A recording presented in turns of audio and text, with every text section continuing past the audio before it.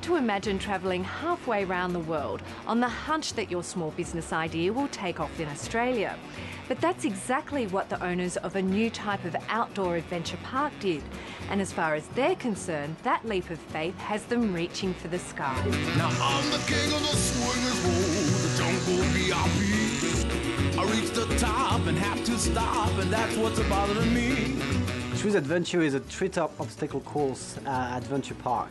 Basically, you will go from one tree to another with going across different type of challenges. There can be barrels that you have to crawl inside.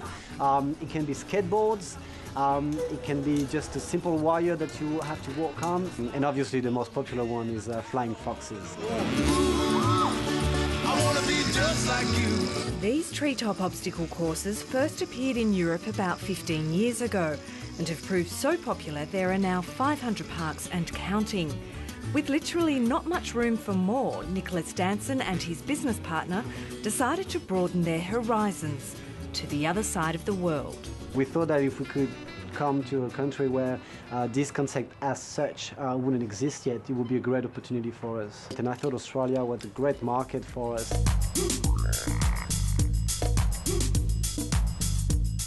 Arriving on working holiday visas, the pair set to work immediately.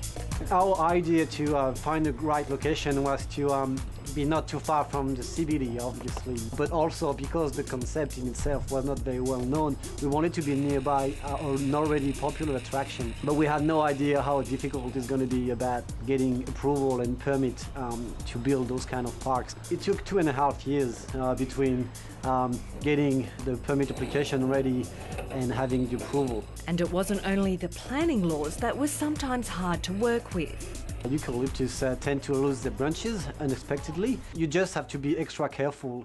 It involves more work, more pruning, more inspection on the trees than if it was a traditional oak tree or pine tree in Europe. But this problem was solved when they discovered the remains of a 100-year-old nursery on the outskirts of Melbourne.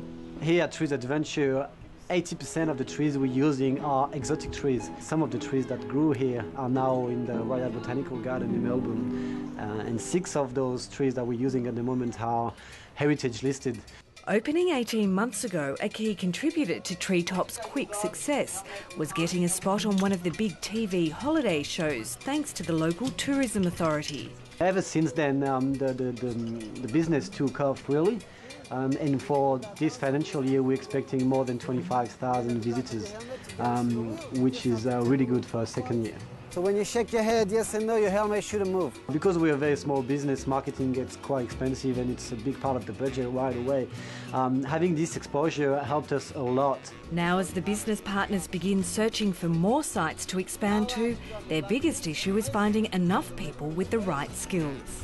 We like to hire people with rock climbing background because we know they're going to be all right with height and they already have knowledge on rescue techniques and things like that. At the moment, it's enough to know their hunch that took them to the other side of the world has paid off.